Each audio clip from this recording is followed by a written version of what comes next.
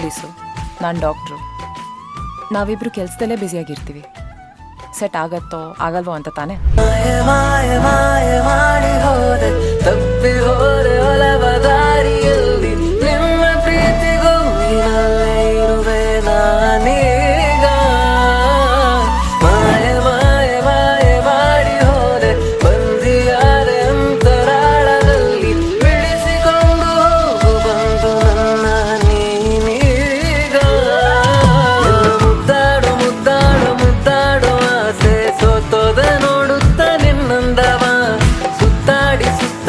ಸುತ್ತಾಡಿ ಬಂದೆ ನೀಡೋಕೆ ಪ್ರೀತಿಯ ಸಂದೇಶವ.